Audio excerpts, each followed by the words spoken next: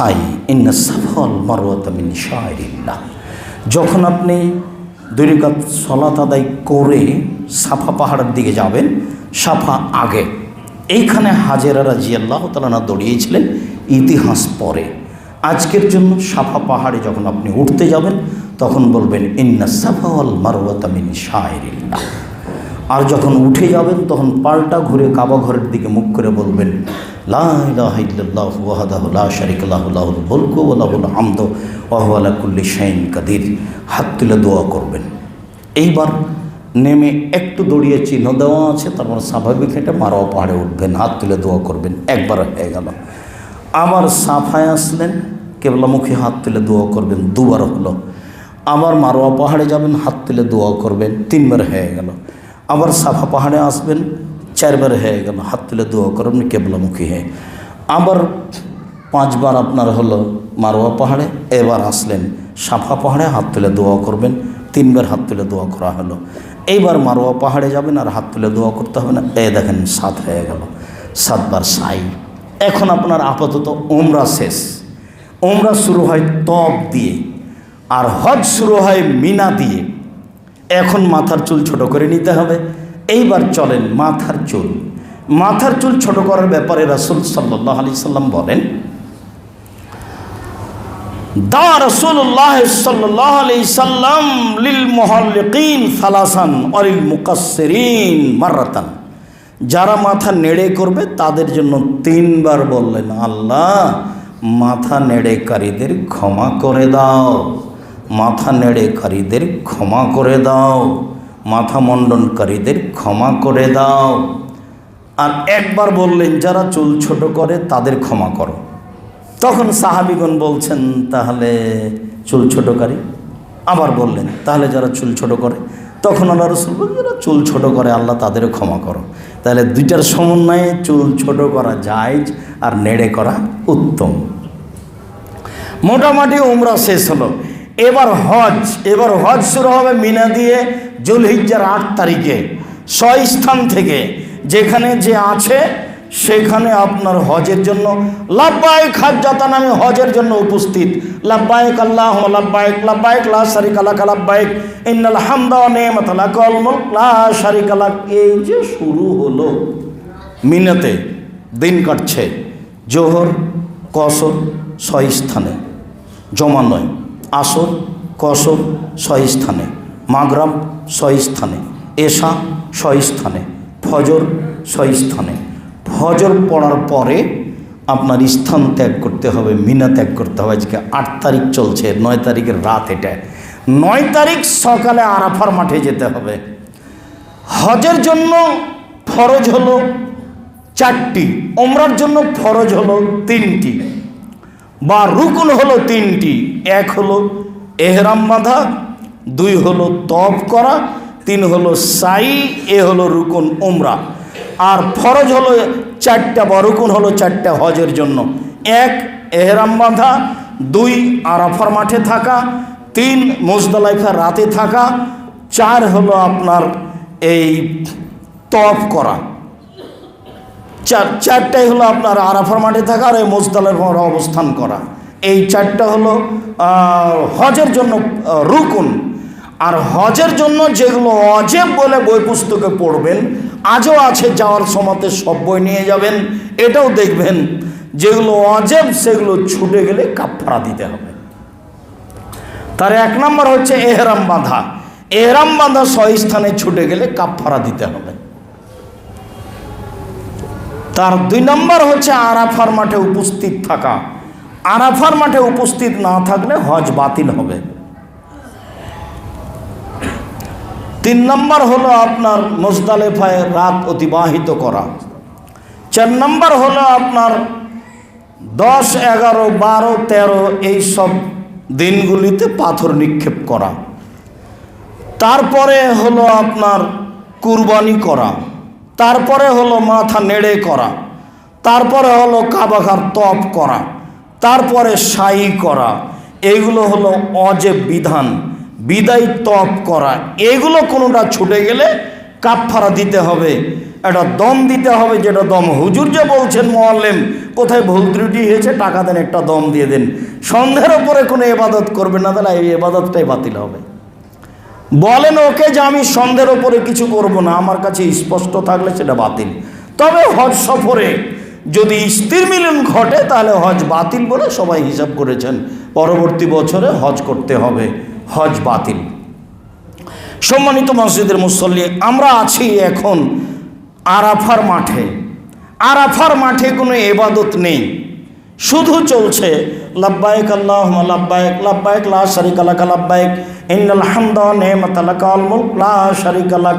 আল্লাহ তোমার দরবারে উপস্থিত, আমরা তোমার দরবারে উপস্থিত, প্রশংসা তোমার, অনুগ্রহ তোমার, রাজত্ব তোমার, কোনো শরীক নাই তোমার। লাব্বাইক আল্লাহুম্মা লাব্বাইক লাব্বাইক লা শারীকা লাক লাব্বাইক ইন্নাল হামদা ওয়া নি'মাতা লাকা ওয়াল মুলক লা শারীকা লাক। মহিলারাও স্বাভাবিক কণ্ঠে বলতে পাবে। আয়েশা রাদিয়াল্লাহু তাআলা আনহা জোরে বলতেন, সূর্য ডুবা পর্যন্ত থাকতে হবে আরাফার মাঠে। সূর্য ডুবার আগে আরাফার মাঠ ত্যাগ করলে কাফারা দিতে হবে। সূর্য ডুবার পরে মুজদালিফায় যেতে হবে। পায়ে হেঁটে যাওয়া ভালো গাড়ির চেয়ে। মুজদালিফায় গিয়ে তেমন কোনো ইবাদত করতে হবে না। মাগরিবের সালাত আদায় করতে হবে 3 রাকাত, আর এশার সালাত আদায় করতে হবে 2 রাকাত। আপনার বেতির পড়তে হবে না, শুয়ে যেতে হবে। একটু আরাম করেন, ফজরের আগে সালাত আদায় করেন। ফজরের সালাত আদায় করতে থাকেন, করেন, এবং ওই দোয়া চলবে লাব্বাইক আল্লাহুম্মা লাব্বাইক লাব্বাইক লা শারীকা লাক লাব্বাইক। 3 রাত চলতে আছে লাব্বাইক আল্লাহুম্মা লাব্বাইক লাব্বাইক লা শারীকা লাক লাব্বাইক ইন্নাল হামদা ওয়া নি'মাতা লাকা ওয়াল মুলক লা শারীকা লাক। মুজদালিফায় গিয়ে যখন মুজদালিফা শেষ হবে, বাঁকা পাথর মারার জন্য ঘুরবেন, তখন একটা মাশারে হারাম, যেটা কোরআন মাজিদে উল্লেখ হয়েছে, তাসবিহ তাহলিল জিকির আজকার দোয়া, যদি পারেন ওখানে হাত তুলে দোয়া করবেন। এবার পাথর মারতে চলেন। পাথর মারতে যখন উঠবেন, সেই তালা প্রথম হোক, দ্বিতীয় হোক, তৃতীয় হোক, যেখানেই হোক না কেন, বাম হাতের দিকে উঠবেন। এটা হলো সুন্নাত। বাম হাতের দিকে উঠলে যখন আমি পাথরটা মারবেন, তখন বাম হাতের দিকে হবে কাবাঘর, আর ডান হাতের দিকে হবে মিনা। আল্লাহ রাসূল সাল্লাল্লাহু আলাইহি ওয়াসাল্লাম এভাবে মেরেছেন। তবে মানুষ 2 দিক দিয়ে উঠছে। আর আপনি প্রথমে পাথর মারবেন না, একবার শেষ দিকে মারবেন, তখন দেখবেন খালি আছে, কেউ নেই। প্রথমে যখন ঢুকছেন একবার শব্দ হচ্ছে, না জানি কিয়ামত শুরু হয়ে গেছে। প্রথমে মারবেন না, ঘুরে সামনের দিকে যাবেন, দেখবেন ফাঁকা আছে, মারা তখন সহজ হবে। তো এইবার বিসমিল্লাহ আল্লাহু আকবার বলে যে প্রথম পাথরটা মারলেন, এখন তালবিয়া বন্ধ। ওই যে 8 তারিখে শুরু হয়েছে, 10 তারিখ সকালে পাথর মারার সময়তে তালবিয়া বন্ধ হচ্ছে। এইবার পাথর মারার পরে কুরবানি করার পরে মাথা নেড়ে করা। পাথর মারাতে এইটা বিচারের মাঠে আলো হিসাবে থাকবে, রাসূল সাল্লাল্লাহু আলাইহি সাল্লাম বলেন। এরপরে আপনি কাবা ঘরে তওয়াফ করবেন, তারপরে সাফা মারো সাই করবেন, তারপর মিনায় ফিরে আসবেন। বাকি 3 দিন মিনায় অবস্থান করতে হবে, জিকির আজকার করতে হবে। সম্মানিত মসজিদের মুসল্লি, আমরা হজের আলোচনার শেষের দিকে এসে পুনরাবৃত্তি সংক্ষিপ্তভাবে, এহরাম বাঁধার জন্য নির্ধারিত কোনো সালাত নেই। পবিত্রতা অর্জন করা ভালো। যদি মনে করে আমি একটু গোসল করে নিই, অজু করে নিই, ভালো, গোসল করে নেবে, অজু করে নেবে, তারপরে বলবে কাপড় চোপড় পরে নিয়ে বসে থাকবে। সবাই যদি বিমানে লাব্বাইক বলে, আপনি লাব্বাইক বলবেন না, আপনি একাই থাকবেন। আপনি যখন বৈমানিকের পক্ষ থেকে বলা হবে, আপনি বুঝতে পারবেন যে এখন জিদ্দায় বিমান নামতে যাচ্ছে, তখন আপনি বলবেন লাব্বাইক উমরাতান দিয়ে শুরু হবে। এরপর আপনি তওয়াফ শুরু করবেন।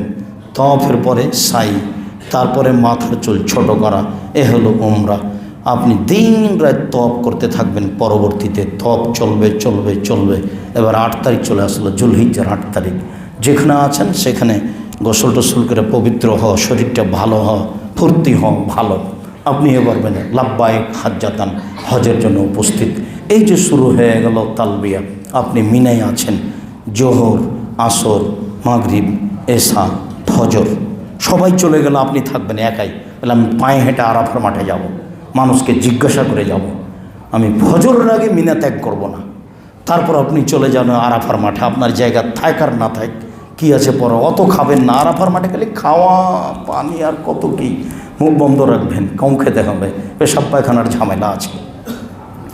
জোহর আসর একসাথে হবে, জোহর 2 রাকাত, আসর 2 রাকাত। এরপরে হাত তুলে দোয়া চলবে কান্না কাটি যেখানে আপনার সুবিধা হয়। রাসূল সাল্লাল্লাহু আলাইহি সাল্লাম বলছেন, খায়রুদ দুআয়ে দুআয়ে আরাফা, আরাফার দিনের দোয়া সবচেয়ে উত্তম দোয়া।